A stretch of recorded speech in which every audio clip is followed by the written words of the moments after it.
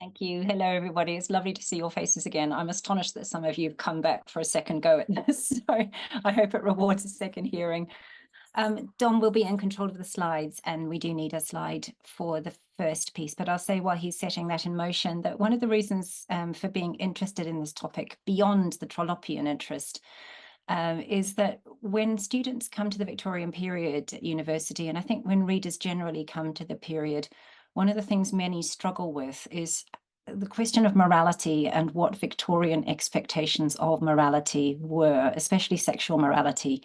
And typically what happens is that students either err on the side of assuming an extreme conservatism that's projected out of the most conservative statements that they can find in the press. Some of them are very familiar, will be to you, like Coventry Patmore. Or they err in the other direction and decide that everyone was being extraordinarily naughty and that everything else was a ruse. So I'm partly thinking through Trollope about how to handle that really difficult, interesting question of what Victorians thought was okay and not okay, let alone what they did. I'm not really talking about what they did. I think I'm going to have to revert to glasses. I've just been told that my eyesight's getting better, but I do need glasses at this particular length. So there we go.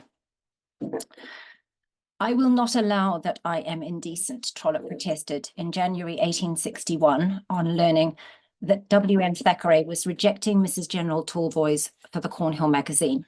The short story was, in Thackeray's editorial judgment, too naughty for a Cornhill audience. Trollope found this a bit rich coming from Thackeray, but he laced self-defence with enough teasing good humour to soften the show of vexation. I profess, he said, that squeamishness, insofar as it is squeamishness and not delicacy, should be disregarded by a writer. Observe how civil I am to you after the injury you have done me.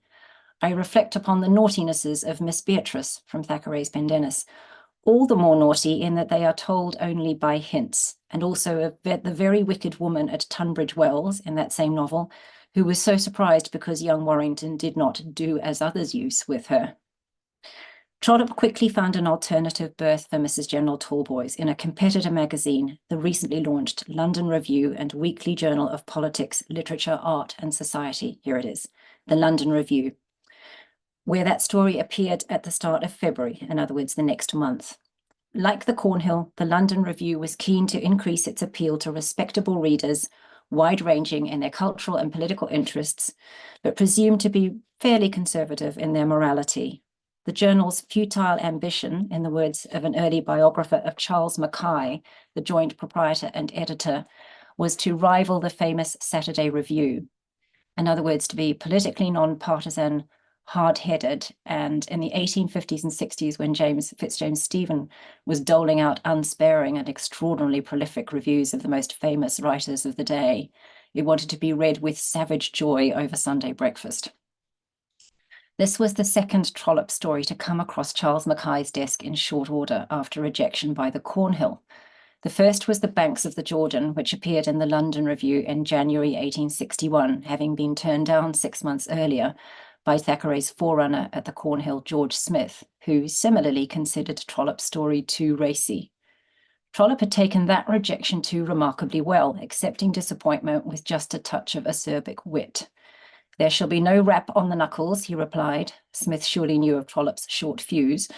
I do nothing in that line unless I am purposely rubbed against the hair, but you city publishers are so uncommonly delicate, whereas anything passes at the West End. In other words, anything passes in the pleasure district with its theatres, opera houses, nightclubs, and sex industry. The question Trollope's asking is not, why are you so morally fastidious? But why are you so much more fastidious than the producers of culture just a few streets away, whose customer base surely overlaps to no small degree with your own? It was soon clear to the proprietors of the London Review, that's Mackay and Lawrence Oliphant, who's famous as a traveller, but also was the hidden hand in this magazine, that the Cornhill had judged polite taste correctly and they had been lax in their editorial oversight. Neither The Banks of the Jordan nor Mrs. General Talboys played well with readers. Significant numbers wrote into the review to say, no more of this kind of thing, thank you, or I shall cancel my subscription. Trollope found himself in receipt of an embarrassed but robust letter from Lawrence Oliphant, who had been the one to solicit a run of 8 stories from him. This is the next slide, Dom. I'm sure you will excuse my taking upon myself the unpleasant task of expressing to you our feeling of disappointment at the disapprobation with which the public has received these stories, and which has been communicated to us in a number of letters. I only enclose an extract from one written in the mildest tone of condemnation. I love that phrase, a mild tone of condemnation.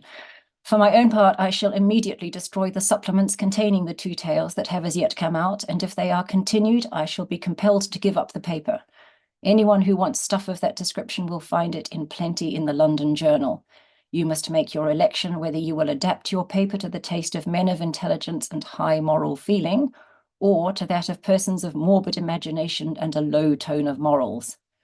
Mrs. Oliphant again, I feel that I owe you an apology for not having read the tales before publication, but I felt such perfect confidence that anything from your pen would have defied any such criticism as the above, that I had not looked at it until I saw it in the paper. It's the voice of a proprietor, and behind him a silent editor, channeling an indignant reader with a firm view on what is permissible to people of taste. I'm taking this to be a genuine letter, not a smokescreen for Oliphant and Mackay belatedly realizing that they had a problem. The offended correspondent casts himself as a representative, straight-talking man of intelligence and high moral feeling, familiar enough with the magazine stands of the day to refer disparagingly to the kind of stuff to be found in the London Journal, a long-running penny weekly specializing in sentimental and melodramatic fiction, like Harriet Maria Smithies, Mrs. Gordon Smithies' Our Mary or Murder Will Out, which started its serial run the same month. Oliphant says something to placate Trollope, lest he balk at having his stories compared to such dross, but he makes no bones about the difficult position in which the London Review now stands. Next slide. I still believe that tales of a high moral tendency and possessing the literary merit which I know it is in your power to impart to them would have exercised a most beneficial influence, not only on the circulation, but on the character of the paper. And I cannot express to you how deeply I regret that this does not seem to have been the case. I trust you will take these remarks in the friendly spirit in which they are written. As your name is attached to the tales, I feel it is due to you to be informed of an impression which seems to be so universal, while I felt myself bound to be the medium of conveying to you that impression. In short, Oliphant sees a missed opportunity. A writer of Trollope's capabilities and good sense might have given the London Review the commercial and moral lift it was seeking, but the public judgment on what he had produced could hardly be clearer. Oliphant and his co-proprietor and Trollope himself stand to learn from the mistake. It can't have been an easy letter to write. To Trollope's credit, he kept it, writing appreciatively across the top, a wonderful letter. The London Review honoured their commitment to the one more story already completed and quite likely already in proof for March, The Parson's Daughter of Oxney Colne. But by mutual agreement, that was the end of Trollope's relationship with this periodical. Next slide. The 3 London Review stories are not widely known. They were republished as part of Trollope's Selected Tales of All Countries second series in 1863, with the banks of the Jordan retitled as A Ride Through Palestine. Subsequent reprints have been relatively few until recent days of cheap digital reprints. Next slide. Some of whose editors seem to be as detached from the content of what they were publishing as were Mackay and Oliphant. I'm really impressed to see that the Trollope Society dedicated part of a conference session to the banks of the Jordan back in 2018, led by Chris Skilton. They are all 3 odd experimental fictions, the first 2 undoubtedly risque. As a set, they're well worth looking at, because they were written at a point when Trollope was emerging as a major literary figure with a distinctive line in fictional realism, but still finding his way with respect to the moral and marketplace constraints on what could be said about women, men, and relations between them. He was by this stage well known, but hardly, as he flatteringly described Thackeray in the letter just quoted, a big gun. As this audience knows, Trollope's first 4 novels, all set in Ireland, enjoyed limited success. Greater acclaim, but not much money, followed with La Vendée, The Warden, Barchester Towers, and The Three Clerks. The 3 London Review stories were written while serialization of Framley Parsonage was underway in the Cornhill. That novel was his first major commercial and critical success. In trying his hand at short stories in the same venue, he was looking to capitalize on his growing reputation, but in no position to force a contrary view when told by Thackeray that he was too naughty. Resting as the stories now do in the back catalogue of Trollope's prodigious output, they indicate a sharp learning curve with respect to the tricky terrain of Victorian literary mores, especially sexual mores. They tell us something about specific areas in which Trollope was willing and wanting to push back past squeamishness to test delicacy.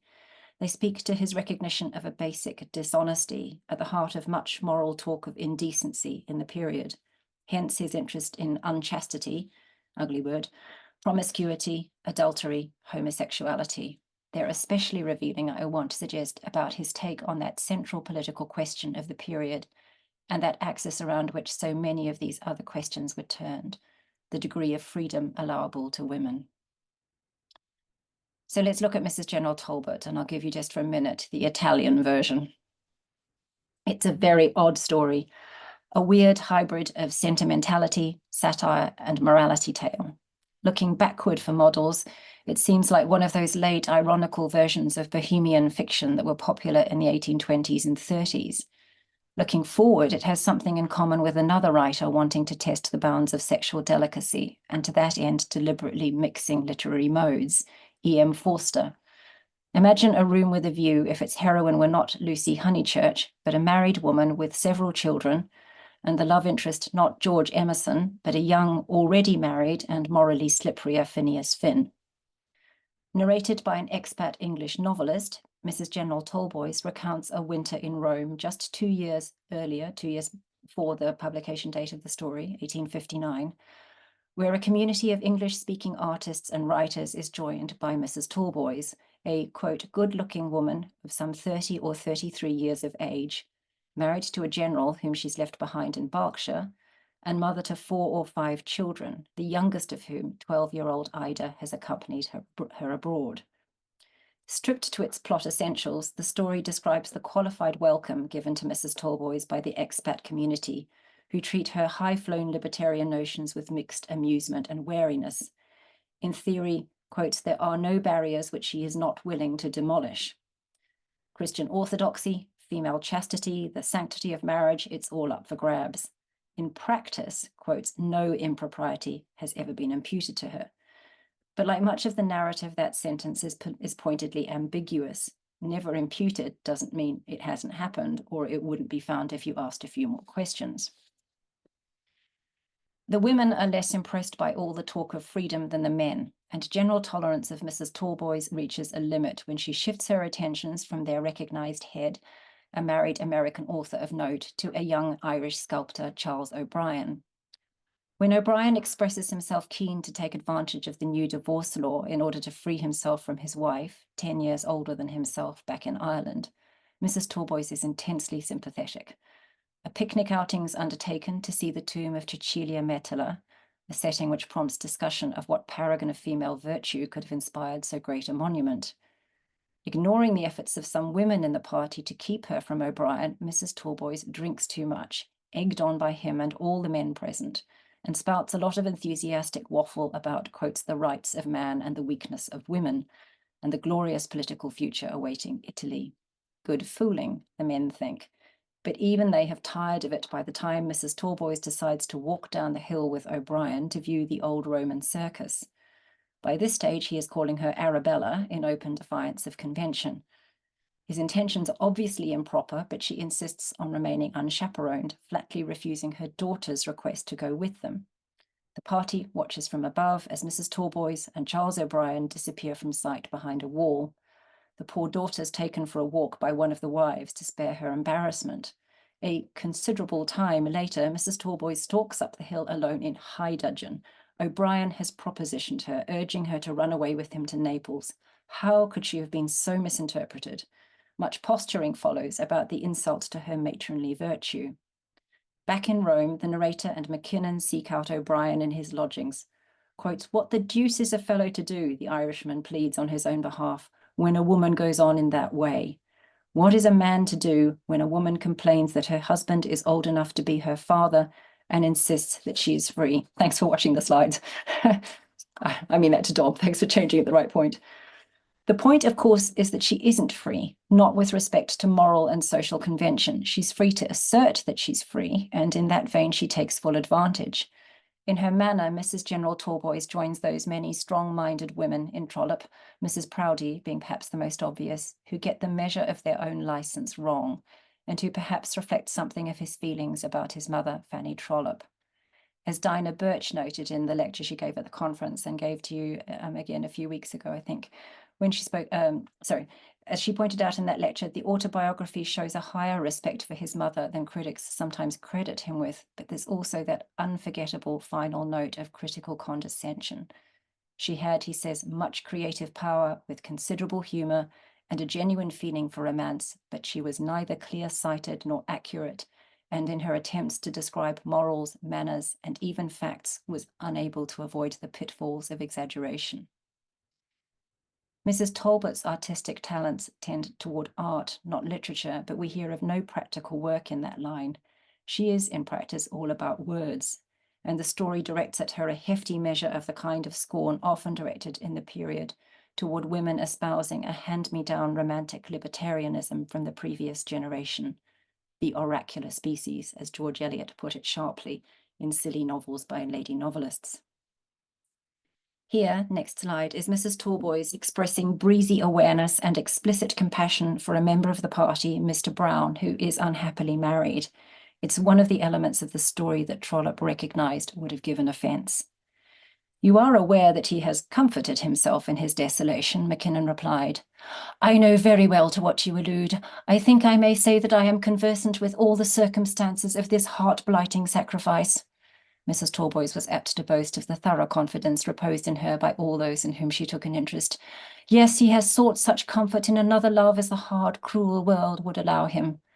Or perhaps something more than that, said Mackinnon. He has a family here in Rome, you know, 2 little babies. I know it, she said. Cherub angels, they are the children of innocence.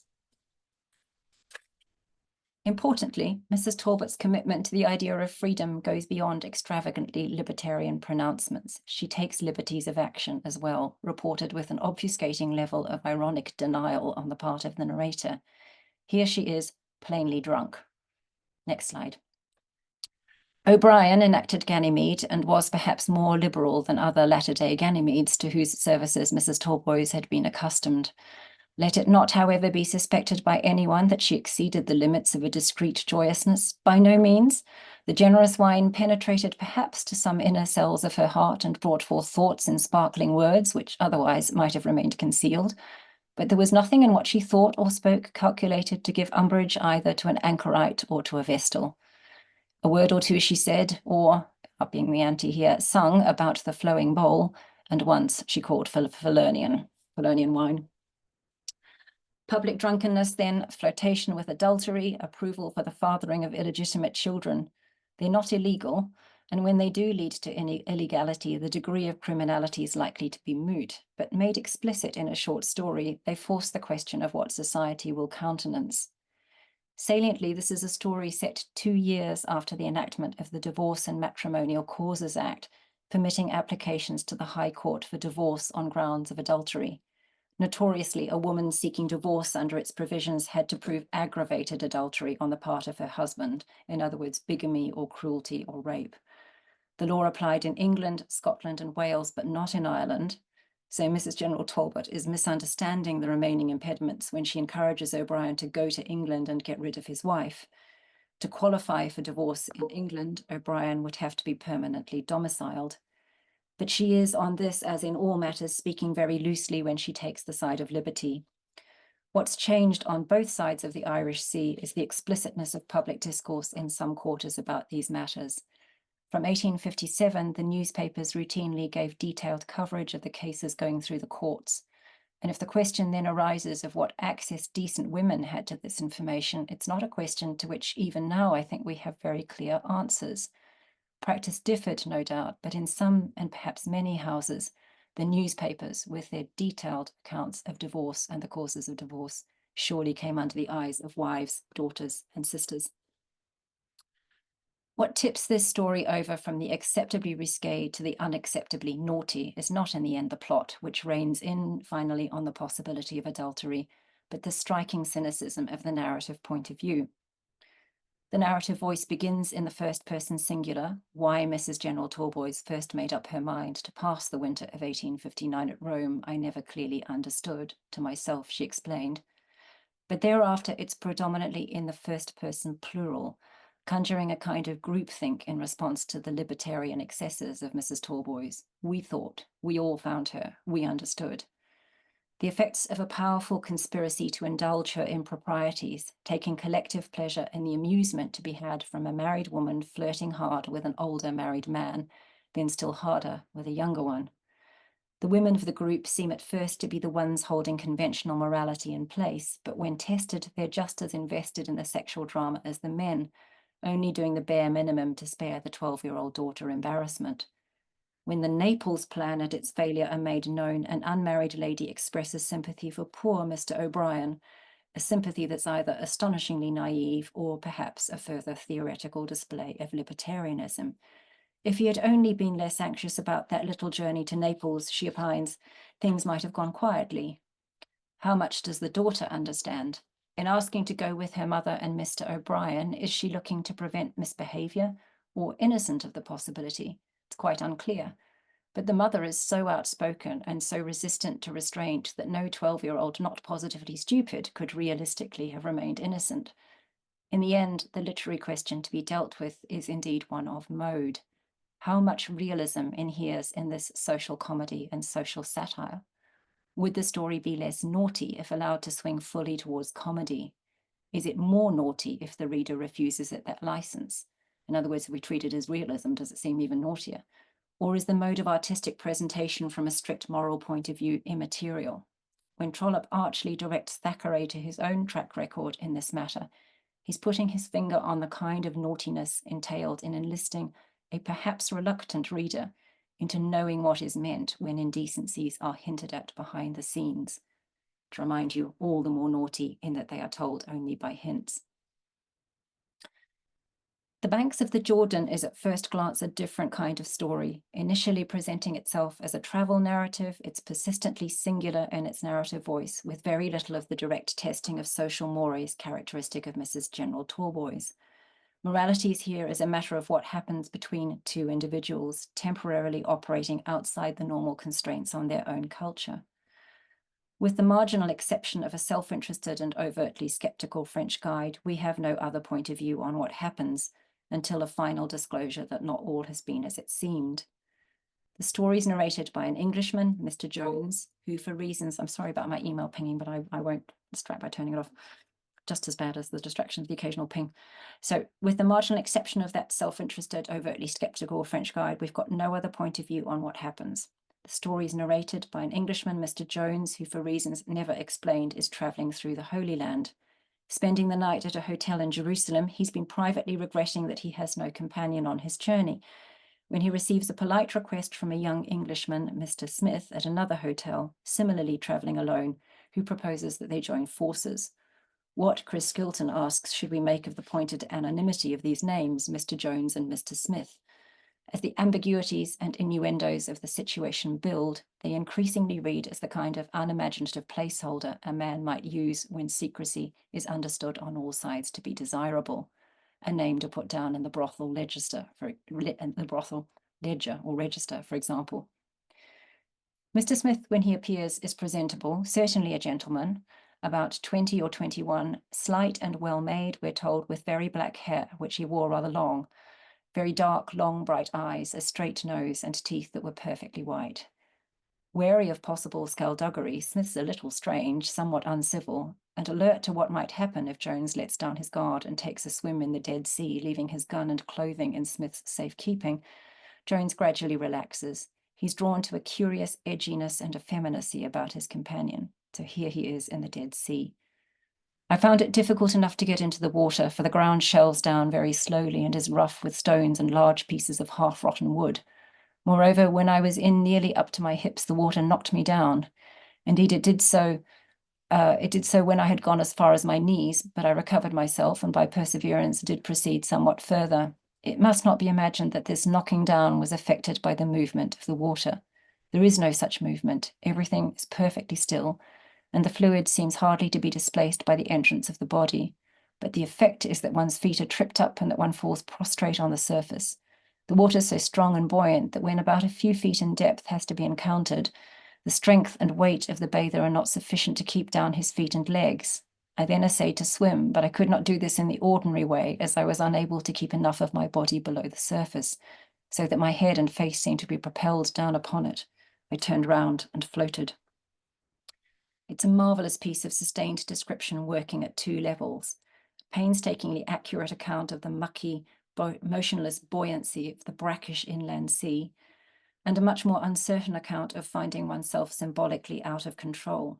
No force is exerted against Mr. Jones. The sea is motionless, but perseverance and the normal assertion of his own strength can only take a man a short way. Go not very deep, and the water takes control. Readers of Christopher Marlowe may well find their minds going back to Hero and Leander, that brilliantly naughty homoerotic description of Leander, caught, hardly the word, immersed in Neptune's amorous embrace, and almost falling for that powerful lure. Even if that's not in your poetry repertoire, there's no missing the sense of bodily seduction, the almost pornographic undertow, and the swift turn from compliance to revulsion. Next slide. Anything more abominable to the palate than this water, if it be water, I never had inside my mouth. There is a flavour in it which kills the salt. My whole body was in a mess, and I felt as though I had been rubbed with pitch. Looking at my limbs, I saw no sign on them of the fluid. They seemed to dry from this as they usually do from any other water, but still the feeling remained. The sentences conjure a strong reaction against an intimate invasion of the self, something abominable in the mouth, the limbs tainted, and yet no visible trace of the fluid that has done this. The language of contamination is moral as much as physical, a defilement as though by pitch. It sets running a potential threat, an exposure to some abhorrent, unnamed thing, and the tenor of that threat then extends over all that follows. Homoeroticism is the source of a significant misdirection on the reader's attention. Disgusted by this water, Jones takes a second swim in the cleaner water of the Jordan, another uncomfortable experience full of mosquitoes and hampered by the strength of the river, which would prevent him getting to the Moabitish side of the river even if he wanted to. By this time, the evening is setting in and the horses need to feed, so Jones and Smith stop for a break.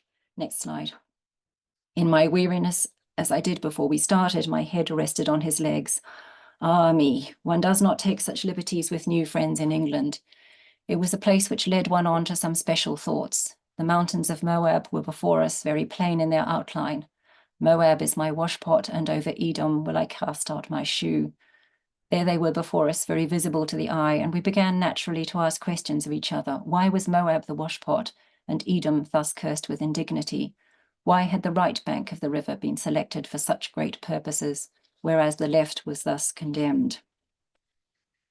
The homosexual implications would have been plain enough to most Victorian readers. Some men in the main will have been familiar with recent public school slang. Moab was the name given at Winchester to Chamber Court, where schoolboys washed in the open air, hence the title of Stephen Fry's autobiographical volume full of gay naughtiness, Moab Was My Washpot. Almost all readers with a knowledge of the Bible, which means women as well as men, will have understood the biblical reference. Psalms 68. Moab is my washpot, over Edom will I cast out my shoe. Both states, in servile subjection to King David, stand in the same relation to the dominant power as Sodom and Gomorrah had done earlier. Both signal sexual perversion.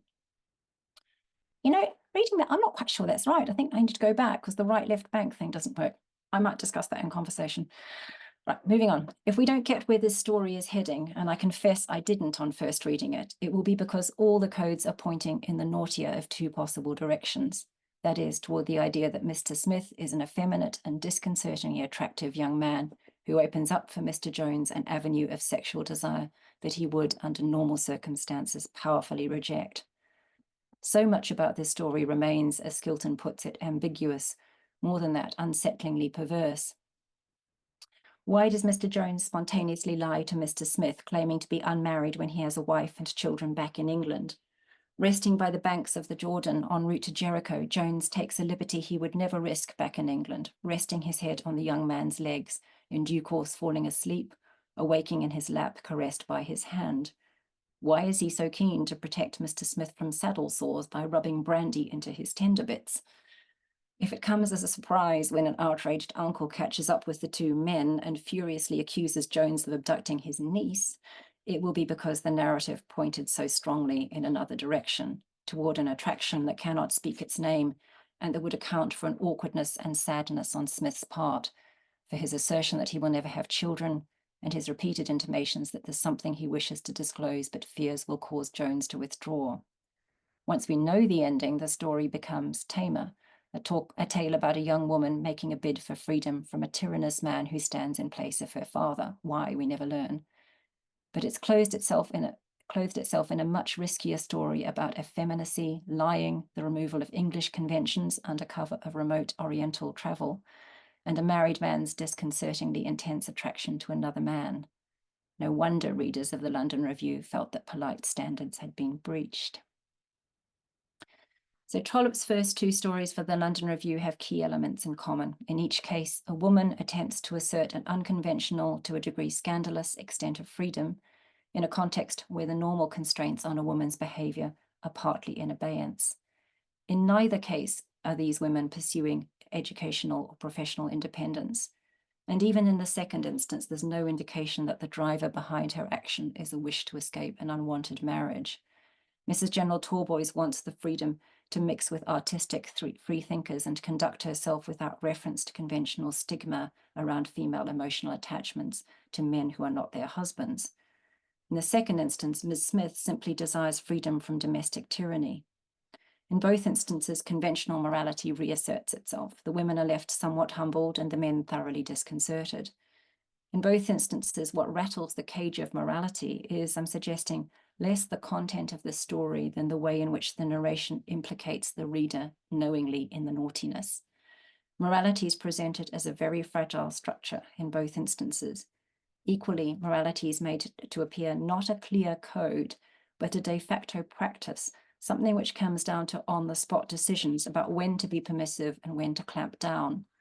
The we of Mrs. General Talboys, we thought, we did, we watched, is constantly taking the measure of a group perspective which shifts under pressure and opportunity. Everyone understands what goes on in the world here. The question is who and under what conditions will choose to be the voice of a decency that is rather less than common. So one of the difficulties students very commonly have when they approach the literature of the Victorian period for the first time, as I suggested in starting, in many cases not even for the first time, I find this with graduate students, even well on into doctoral work, is that question of how to negotiate a culture in which large generalizations of an oppressively conservative ilk aren't hard to find. I think one or two of you were at the Trollope conference in Leuven a few years ago when Suzanne Reid gave a presentation on teaching Victorian fiction in relation to divorce court reporting, looking to give students a handle on the gaps and obliquities in much Victorian realism, that very large fissure that emerges when you compare the view of the world presented by, as Trollope put it, city publishers, with what was routinely visible in the West End. So if you go back to that quotation near the very beginning, you don't need to go back to it in practice, Dom. When he's talking about the West End versus city publishers, does he mean on the streets of the West End where all of human life could be seen in its considerable moral variety? Or did he mean on stage where what was acceptable was sometimes held to a more permissive standard? I suspect he meant the former, but he could have meant either. As far as I'm aware, no one has yet read the London Review stories as an experimental grouping, and I'll come briefly to the less experimental third one in a minute. But I'm not the first to note the interest of the short story form as one in which Trollope found it possible to stretch the bounds of contemporary taste surprisingly far. So next slide now. In her essay, Queer Trollope, Kate Flint offers the following observation on what the short form permits that longer forms arguably don't. The genre, she notes, was especially amenable to the presentation of queer relationships, as was to become particularly apparent at the fin de siècle, because such writing encouraging the social vignette, the puzzling, the unworked through, thrived on inconclusive plots and on leaving a great deal of interpretation up to the reader's speculation. In its frequent refusal to come to a clear-cut conclusion, to tie up loose ends, and to render motives and futures legible, it might, when considered in relation to the conventions of the Victorian novel, even be said to be a perverse form, queer narrative. No wonder that Trollope was at his most socially lucid in this developing mode, where he could set forth unconventional scenarios without any risk of them upending the ordinariness of the world that his novels depict. That seems to me exactly right with respect to Trollope's more risque tales, but they're not all of that kind, and the variety of his practice within the form also seems to me salient with respect to his thinking about women and their place in the complex, messy, always evolving terrain of Victorian social mores and sexual politics. The third and final story that Trollope placed in the London Review is much closer to the texture of his longer fictions, as they deal with a particular category of experience that had long been home ground for the novel. Young women, in the main modest, contemplating the life-determining step of marriage. The Parson's Daughter of Oxney Colne is in effect a first take on the story of Lily Dale. It's narrated in the third person and doesn't pretend to inhabit the mind of the girl, but centers itself in close, sympathetic proximity to her thoughts and feelings as she at first accepts, then goes back on an offer of marriage to a young man in a position to lift her out of provincial obscurity and give her the fashionable, purposeful London life she's assumed to crave, but for which he rapidly comes to feel she's unsuited. Unsuited because he thinks her unsuited. Sensing his ambivalence, she decides preemptively to force the question of whether the marriage to which they have verbally committed themselves will be happy. Returning to her Dartmoor village 6 months after he first proposed, he finds her not at all as delightfully yielding and dependent as he expected. He's already regretting the speed with which he committed himself to a girl of slender means and is now quick to take umbrage. It seems to me as though you thought you could remove yourself from here to your new home with no more trouble than when you go from home up to the Coombe, he says. Is that meant for a reproach, John? No, not for a reproach, but for advice, certainly not for a reproach. I'm glad of that. But I should wish to make you think how great is the leap in the world which you are about to take. Then again they walked on for many steps before she answered him. Tell me then, John, she said, when she'd sufficiently considered what words she should speak, and as she spoke a bright colour suffused her face, and her eyes flashed almost with anger. What leap do you mean? Do you mean a leap upwards? Well, yes, I hope it will be so. In one sense, certainly it would be a leap upwards to be the wife of a man I loved, to have the privilege of holding his happiness in my hand, to know that I was his own, the companion whom he'd chosen out of all the world. That would indeed be a leap upwards, a leap almost to heaven, if all that were so. But if you mean upwards in any other sense, I was thinking of the social scale. Next, Dom. Then, Captain Broughton, your thoughts were doing me dishonour. Doing you dishonour? Yes, doing me dishonour. That your father is in the world's esteem a greater man than mine is doubtless true enough. That you as a man are richer than I am as a woman is doubtless also true. But you dishonour me and yourself also if these things can weigh with you now. Patience, I think you can hardly know what words you are saying to me. Pardon me, but I think I do. Nothing that you can give me, no gifts of that description can weigh aught against that which I am giving you. If you had all the wealth and rank of the greatest lord in the land, it would count as nothing in such a scale. If, as I've not doubted, if in return for my heart you've given me yours, then you've paid me fully. But when gifts such as those are going, nothing else can count even as a make-weight. I do not quite understand you, he answered after a pause. I fear you are a little high-flown. And then, while the evening was still early, they walked back.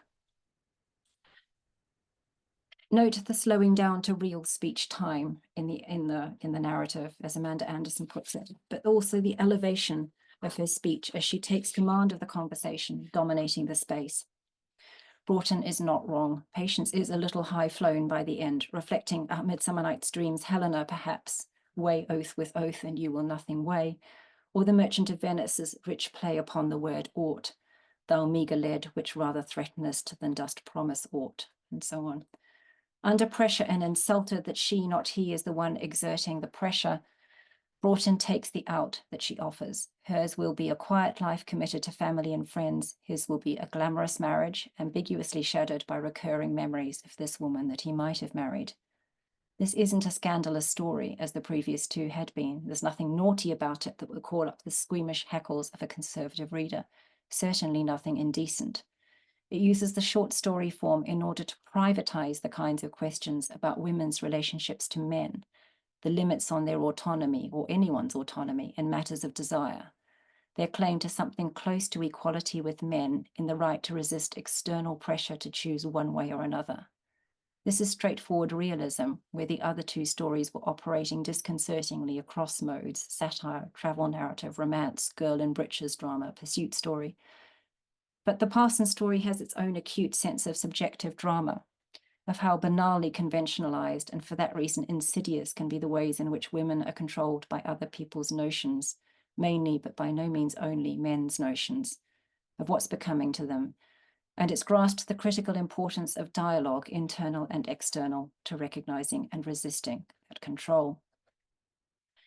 In recent work, another influential critic of Victorian literature, Amanda Anderson, has defended Trollope against an old accusation by Irving Howe to the effect that in his hands the social novel declined into a sediment of conventional morality. For Howe, the social novel proposes a stable society. By contrast, in the political novel, the truly political novel, we might say, the idea of society as distinct from the mere workings of society has penetrated the consciousness of the characters, who are capable then of supporting or criticizing society. For Anderson, and I'll be surprised if this audience disagrees, this sadly underestimates Trollope's fiction. These are deeply political novels, novels that grapple with fundamental ideas and conflicts of social ideas affecting politics, even as they often minimize direct attention to political issues. They offer us a kind of moral awareness that's not known in advance and then more or less acceptably applied to circumstances, but that's framed in the process of living and interacting with others. A crucial contribution to this politicization of the social novel, Anderson argues, is Trollope's ability to grasp rumination and dialogue as political literary forms to which the realist tradition gives full scope. Deeply invested as Trollope's realism is in character, psychologically and morally, it asks us to understand dialogue between characters and intrasubjectively, in other words, between the minds of the two characters, to understand it and the individual character's thought processes revealed through it as the lived work of politics.